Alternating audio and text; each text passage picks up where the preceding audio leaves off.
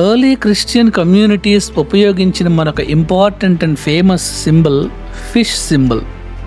Jesus క్రైస్ట్ను fish అనే సింబల్తో తరచుగా గుర్తు చేసుకునేవారు. దీనికి కారణం ఏమిటంటే గ్రీకు భాషలో ఫిష్ను ఇక్తిస్ అని అంటారు. అయితే ఈ ఇక్తిస్ అనే పదానికి ఎర్లీ క్రిస్టియన్ కమ్యూనిటీస్ ఒక సరికొత్త అర్థాన్ని రాసుకున్నారు. అదేమిటంటే ఇక్తిస్ అనే పదాన్ని ఒక్కొక్క అక్షరంగా విడతీస్తే అందులో 5 గ్రీకు అక్షరాలుంటాయి. అయోటా, ఖై, థీటా, ఇప్సిలాన్ మరియు సిగ్మా. ఈ 5 అక్షరాలకు ఒక్కొక్క అక్షరానికి ఒక్కొక్క అర్థాన్ని వచ్చేలా ఒక సరికొత్త విశ్వాస వాక్యాన్ని తయారు చేసుకున్నారు. అయోటా అనే గ్రీకు అక్షరం ఇయోసోస్ అనే గ్రీకు పదాన్ని సూచిస్తుంది. ఇయోసోస్ అనగా జీసస్ అని అర్థం.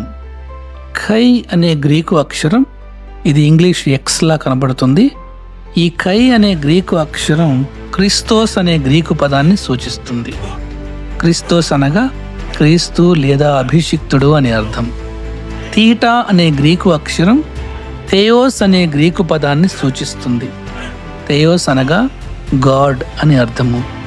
ఇప్సిలాన్ అనే గ్రీకు అక్షరం ఇయోస్ అనే గ్రీకు పదాన్ని సూచిస్తుంది. ఇయోస్ అనగా సన్ అని అర్థం. సిగ్మా అనే గ్రీకు అక్షరం సొటేర్ అనే గ్రీకు పదాన్ని సూచిస్తుంది. సొటేర్ అనగా సేవియర్ అని అర్థము. అయితే ఇవన్నీ కలిపి మాట్లాడినప్పుడు ఇక్తిస్ అనగా Jesus Christ God's son and our saviour.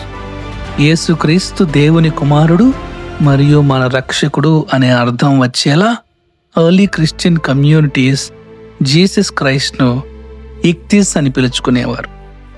ఇక్తిస్ అనే పదానికి అసలైన అర్థం ఫిష్ కాబట్టి ఫిష్ సింబల్తో క్రీస్తు ప్రభువును సూచించుకునేవారు.